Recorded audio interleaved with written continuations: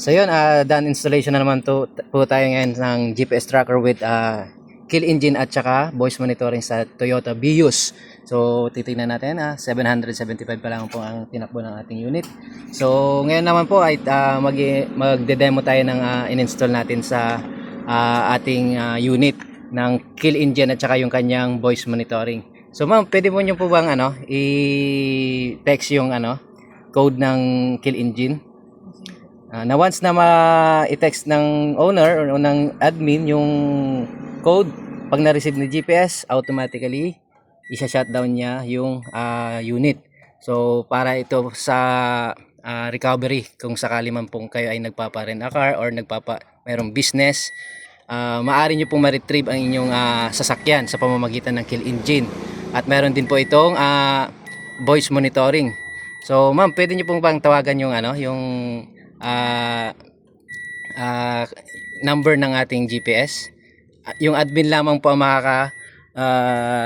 makakarinig niyan. So yon, napakalakas ng kanyang ng kanyang tunog. Yan, ganyan po kalakas yung kanyang monitoring. Kahit nandito po ako sa labas, ay maririnig pa rin ng owner yung sinasabi ng nasa loob. So yon, pwede na nyo pang patay ma'am. Tapos kapag nakita nyo na po yung yung unit, pwede nyo na ibalik yung kanyang power sa pamamagitan ng text at saka sa app. Meron din po yung control. Sige ma'am.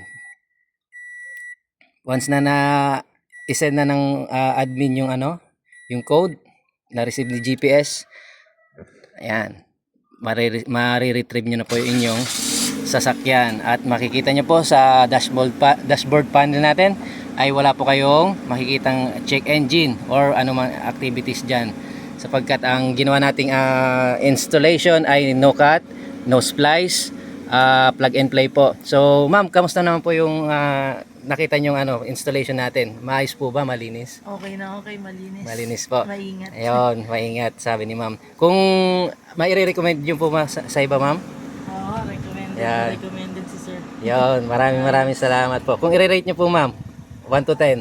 10, worth the price. Wow, worth the price yung yung babayaran nyo po, kasi iingatan po natin yung inyong wiring, iingatan natin yung inyong unit na hindi po mabovoid ang inyong warranty para po sa inyong security. May bibigyan natin yung inyong expected na installation po. Kung gusto niyo po ng ganitong installation po, message niyo lamang po ako sa aking FB page at yun lamang po. Thank you for watching and God bless po.